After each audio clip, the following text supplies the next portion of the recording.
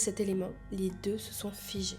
Sa grand-mère avait l'air vraiment hyper effrayée. Son grand-père l'a alors bombardée de questions. Quelle taille elle faisait, d'où elle venait, est-ce qu'elle lui avait parlé, est-ce qu'elle avait vu, comment il avait réagi en la voyant. Il a ensuite foncé dans le couloir pour appeler quelqu'un et il a demandé à la grand-mère de protéger Hiroto et de prendre soin de lui et de surtout bien le surveiller avant qu'il ne revienne.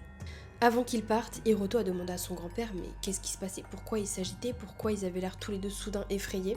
Et la seule chose que son grand-père lui a dit c'est « Tu as été choisi par Ashisha Kusama ». Sa grand-mère lui a expliqué qu'une chose hantait leur village.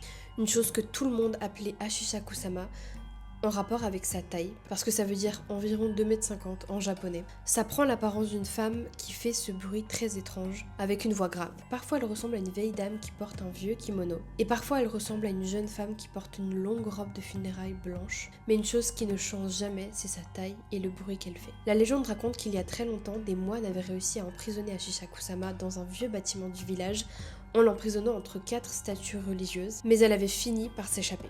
La dernière fois qu'elle avait été vue dans le village remontait à il y a 15 ans. Et le pire dans cette légende, c'est qu'elle raconte que si on croise un jour Ashisha Kusama, on est destiné à mourir dans les jours qui viennent.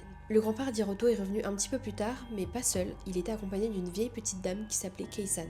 Elle a donné à Hiroto un vieux bout de parchemin qu'elle lui a demandé de ne jamais laisser et de toujours garder en main avec lui, puis elle est montée à l'étage avec le grand-père. À ce moment-là, Hiroto a commencé à vraiment avoir peur en voyant les proportions que toute cette histoire prenait. 1 heure passe et son grand-père et Keisan l'appellent pour lui demander de venir à l'étage dans la chambre. Les fenêtres avaient toutes été recouvertes de vieux journaux sur lesquels ils avaient inscrit des vieilles runes, donc la pièce était sombre, elle paraissait vraiment inquiétante. Et Hiroto se sentait de plus en plus mal à l'aise. Il y avait aussi 4 petits bols remplis de sel aux 4 coins de la pièce et une statue de Bouddha en son centre.